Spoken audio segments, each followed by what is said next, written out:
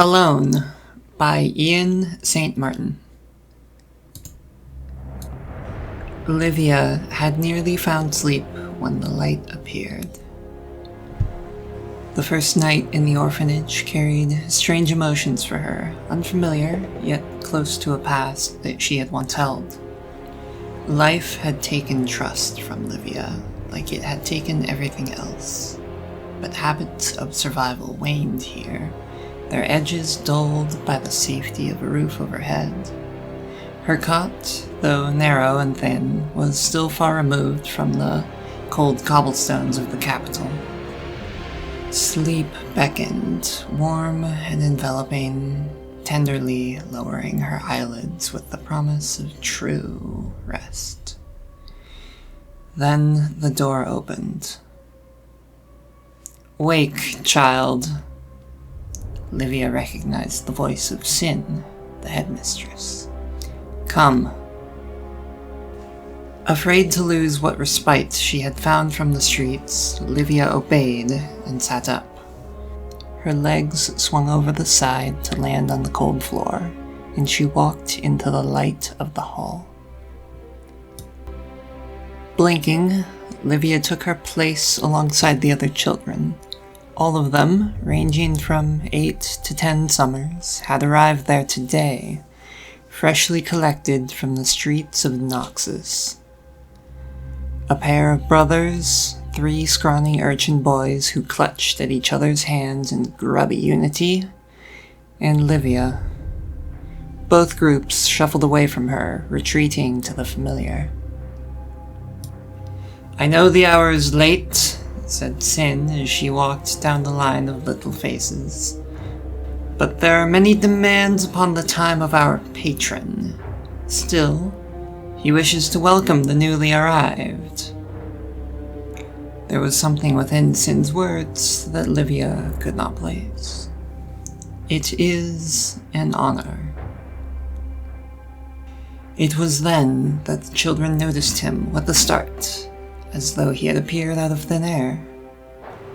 Tall, slender, clad in a wealth Olivia had never known. The patron approached them. Sin demurred into the background, her expression impassible. Slowly, the man walked from orphan to orphan, his pale eyes casting them in an odd scrutiny. He passed the brothers without a thought. Olivia felt her pulse quicken as he paused, the eyes falling upon her, and felt it slow again as he continued on. The trio of urchins bunched together, each defending the others, and the patron barely spared them a glance. "Her," the man said to Sin, his voice low, silken.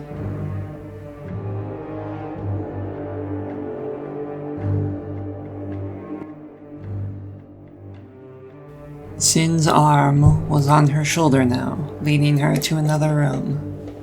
It was empty, but for a single chair. "No harm will come to you," Sin said, an attempt to dispel Olivia's fear. "It is an honor," she repeated, closing the door behind her. Olivia crossed to the chair and sat in it. She watched the door intently, the sole means of entry into the room, only to notice a moment later the shadow stretching out from behind her, the patron. "Please," he said, raising his hands as she bolted to her feet. Olivia did her best to contain her fear, to remember what Sin had told her. "Think I am here to hurt you?" he asked, his voice languid, accent cultured. Olivia shook her head, but it was far from convincing. He feigned puzzlement, laughing softly. "My dear, has life not done enough?" He circled around in front of her. "No, my child, I am only here to hear about your life, and what has brought you here." He gestured kindly to the chair, and slowly, Livia took her seat. I'm from Drakan, she began. Yes, he nodded, urging that she continue. War took Papa, said Livia, trying to keep her voice level to betray no weakness. So we came to the city. Mama went out to find work, but after 4 days we stopped waiting for her to come back. It was just my sister Vera and I kept her safe. She fought her voice, but it faltered. Then Vera took sick. I couldn't protect her, and then I was alone, he said softly. Livia's chest swelled with a tide of pain, of loss. Alone, she repeated, and a tear struck her cheek. There, he breathed. She recoiled as he reached toward her. Close your eyes, he said, his voice hypnotic. Focus upon that feeling, the pain it has mounted for you in this unforgiving world. Nowhere to go but bottled up inside. Feel it rise up above your neck, slipping up over your nose, your ears. It threatens to swallow you, but just at the precipice it yields. Face it and feel it break against you. That is strength. Turn your mind upon it and allow it to drain from you. She let the pain flow out of her in sobs, feeling the cold of glass against her cheeks, softly touching beneath each eye. A torrent of despair taking her breath. Then it was gone.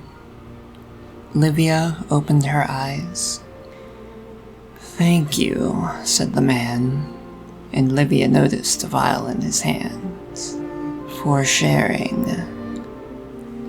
You, Livia dared to ask, seeing something she could recognize in her patron despite everything else about him. You're alone too? He took his eyes from the vial, glanced at her.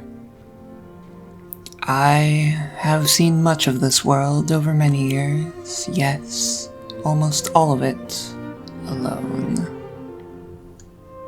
Livia sniffed, looking up at him. Will it get better? For you? He smiled gently, his eyes glimmering for a moment in a gentle show of sadness. No.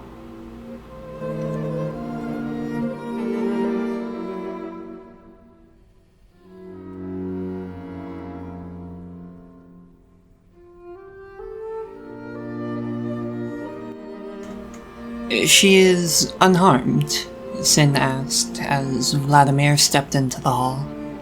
Vladimir arched an eyebrow. Were you harmed, Sin, all those years ago when it was you in that room?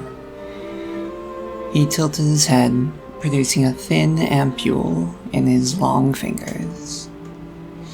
Sin's eyes locked to the slender tube of glass, its frosted length dulling the contents to a soft ruby. Sin snatched the ampule, her eyes darting as she secreted it in the sleeve of her robe.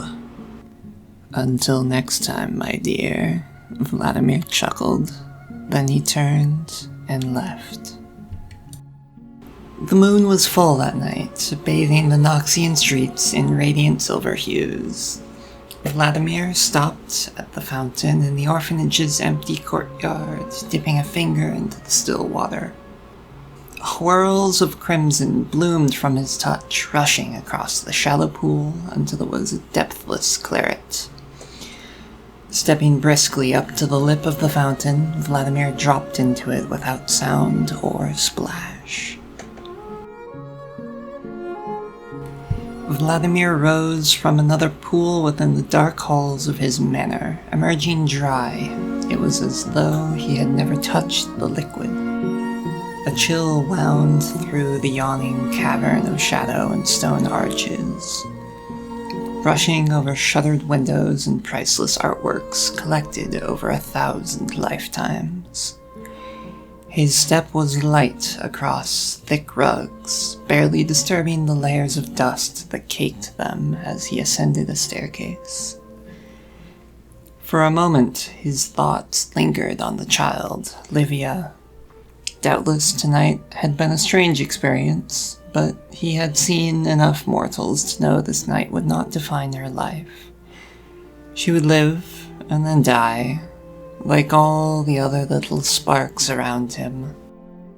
Her name, her face, their interaction would slip away from him, as they always did, to where he wondered if they had ever existed at all. People. The creatures surrounded Vladimir, yet stood upon the opposite side of an impossible gulf, tantalizing and impermanent. A thin, crooked smile came to him. He was melancholy tonight. He rolled the vial of tears in his fingers. The studio beckoned. Maudlin thoughts aside, of all the countless mortal lives he encountered, there were a select few Vladimir refused to forget. And so he labored to do what his mind could not, to remember them. Those brief moments their lives touched, what felt like an eternity ago. In this case, it was less than a millennium, the memory springing suddenly into his mind, despite the vast time since they last met. For this one, he chose paint. It was nearly finished, a work most would not find out a place alongside the masterworks adorning his lonely walls. He had certainly had the years to hone a craft. All the details were done, the gentle tumble of auburn hair, the tanned skin, features that alone were commonplace but combined affected a demanding, regal aura.